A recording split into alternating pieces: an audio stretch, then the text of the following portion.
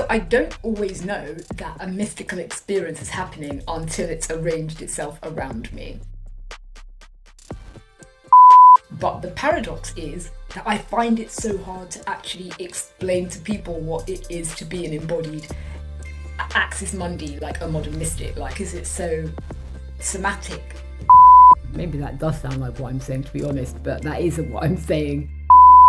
They might not realise that that's what's happening, but trust and believe it most likely is.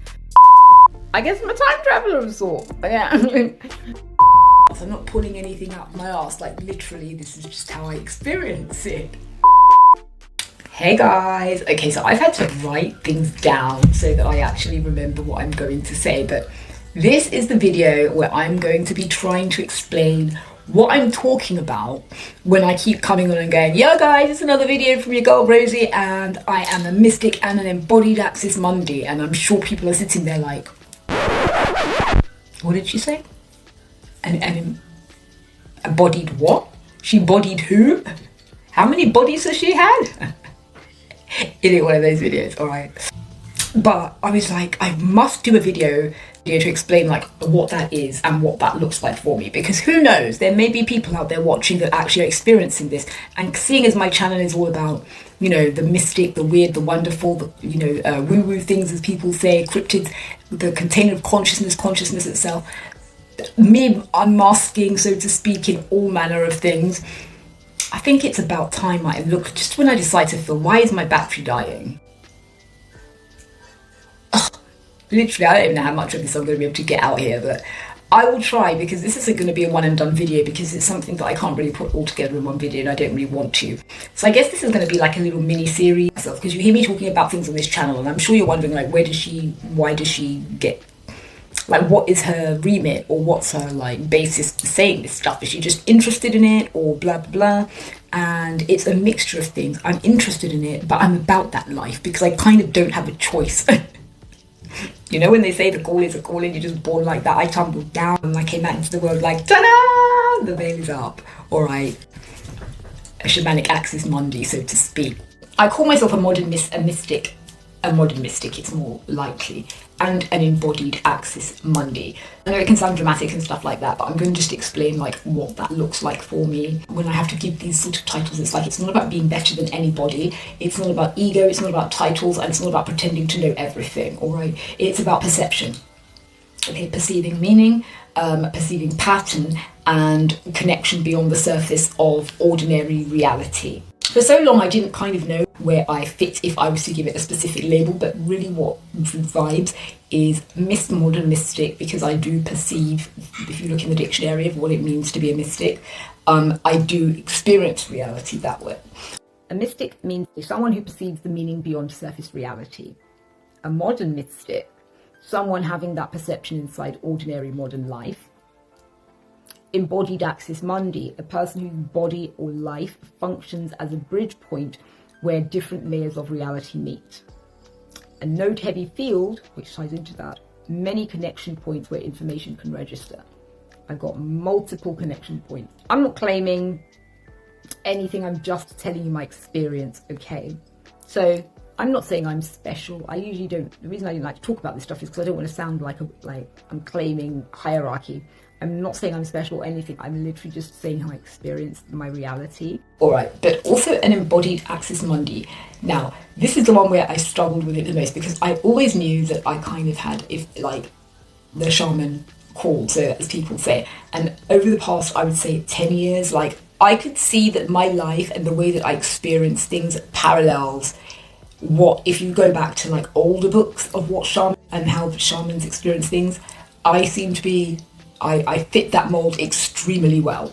Like, not to be dissing it, but not the modern, like you have to just be like nature or this or this. No, I'm talking about the whole like ripped apart from community, experiencing what feels like initiations for a good couple of months a year, where like my life parallels some of the old texts that I've read, where they've allowed people to go into a tribe or into a community and experience, sort of like research-wise, firsthand, like what happens. Yo, it parallels my life. And this is Oh, my battery's going. Eventually. Let's just stick to what it feels like to be what it is to be an Access Mundi. So I always say that when you listen to stories about shamans, like certain shamans, they say that they go into a trance and then they use the Access Mundi to transverse it in order to go to the different realms, like the upper world, the middle world, the lower world, however you want to put it. I don't, and I never understood why I didn't vibe with it. So I wrote that in old traditions, all right, the Access Mundi is the world tree, the pillar and the bridge between worlds, basically, okay? So some people journey through a tree or an external symbol. Okay, so they use that when they're going into trance in order to transcend and in order to access these different realms. For me, the axis seems to run through my body and my life. By that I mean my body is an axis. I experience non-ordinary reality on a daily, consistent basis. I do not go into trance in order for that to happen. It just happens. So imagine it's like my body is like the tree, if I'm going to use the tree, plugged in. And so it can be a lot because I process everything through my being, somatically. Like I don't go into trance to start experiencing non-ordinary reality or seeing things. I see it in the mundane. Now that doesn't look like everything is just walking around willy-nilly. I experience it as I put through dreams. I'm a dreamer, I'm a dream walker. So I experience it through dreams, and I only realised, I realised a couple of years ago that my whole bed is set up as a sort of a dream portal, a dream chamber, and I didn't even know that I did that, but I have. Dreams, symbols, synchronicities, body sensations, objects, numbers, water, I'm water coded heavily, voice, and patterns, right? So I don't always know that a mystical experience is happening until it's arranged itself around me. Yeah. Because I don't just visit the bridge between worlds. I experience my life as the bridge. So this is a good way to describe it. So an embodied Access Mundi is someone whose body acts as a living bridge between ordinary reality and symbolic reality. Instead of only journeying through a tree, an altar, or ritual object, the axis runs through the person themselves. Their body becomes the lightning rod, the receiver, and the translator. So that means that I don't just notice symbols, or I feel them. I dream them, I process them through my body, then I have to turn them into language. And sometimes people think that like being a mystic is all like dramatic and like you're in spiritual circles and robes and crowns and spiritual circles and everything's all dramatic, and I'm here to tell you that's not the case. Sometimes it can look like sitting in bed eating rice crackers at 7 a.m. in the morning, staring at your wall and seeing geometric overlays as you realise that the little altar that you've got there is switched on. That may or may not have happened to me recently. Oh, honestly, it ain't for the week. It ain't for the week. And that clearly happened. That clearly happened to me last night. I was like, frick it. It was too hot and I didn't know what I was doing. And I'm just sitting there, I went to get rice crackers. I'm sitting there eating these rice crackers. I'm looking and it's like, I see the overlay of the whole, I've got images like on my wall, pictures, and I suddenly see what it all means. I see the layers between the layers between the layers, and I see things that other people don't see. And I don't mean in that, oh, I see dead people. I mean, I see the symbols. I see the whole meaning behind what looks like baseless nothing. It tells a big story, and I see it all. And to people who are not used to seeing that way, they might not take it seriously, but I can tell you it's a serious business. And so again, I'd say for me, it's usually I'm big on patterns. Like I have huge pattern recognition, and I see patterns where people sometimes miss them, and I can really, I love doing this. In fact, I don't know why I really kind of love forensic psychology and crime shows, because I just love to kind of, I guess it's that puzzle brain, putting the pieces of the puzzle together. Sometimes I think about going back and going back and doing a master's or something, for psychology or forensics, because I really do love that feel. Synchronicity, my bread and butter, yeah, my bread and butter. I love synchronicity. It's just standard now. I was moaning the other day actually, like, why don't weird things happen to me? And then I realized, like, they do.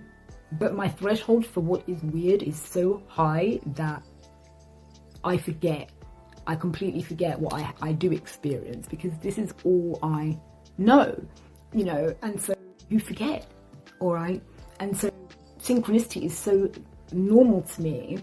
And like I've said, if I go back to the pattern and to the reading the symbols, I can see what it means. It's not just, oh, I've just seen that three times or that twice, so now that's a good thing. I'm reading it like this, okay, like there's more information that usually comes through about what it is, and I'm reading it through.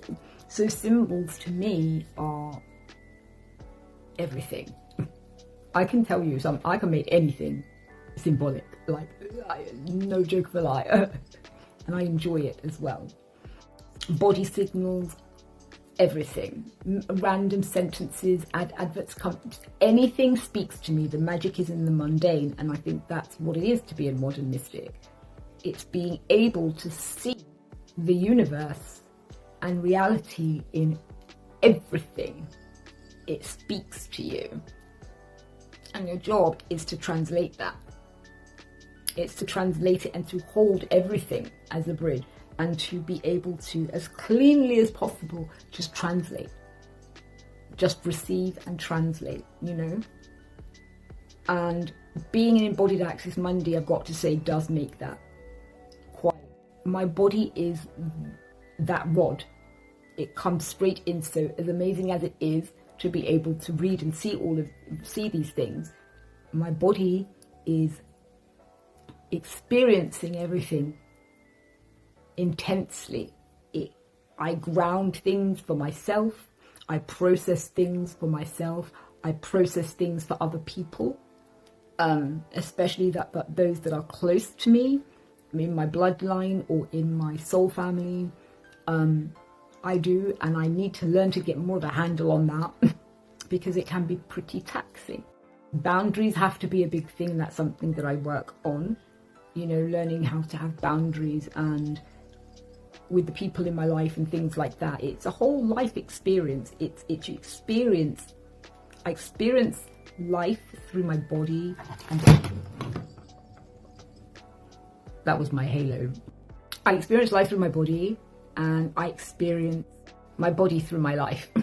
And I mean that in multiple ways than one. I wrote here that, and this is true, I'm trying to keep myself on track, all right, because I've got ADHD as well, which does tie in, and it makes me just start talking all over the place. And I'm just like, listen, I need to keep my thoughts contained, so I had to write this down. So I experience it through my body, okay? And in this sense as well, another thing that I would consider is I would be considered like a blueprint. That's another part of it. And when you think of a blueprint, you think of like an architect has a blueprint of a house or of something, and they know where everything is. Well, when you're an embodied Axis, like I said, you're almost like a lightning rod that it's going straight into, or like a tree that's straight into the grid, straight into this reality, this holographic grid, all right? You're plugged in, all right? Just like a tree with roots. And in the same manner, it's also connected, I might do another video on it, to timelines. So, okay, that is the end of part 1, and come back for part 2, where we'll talk about what it means to be a blueprinter.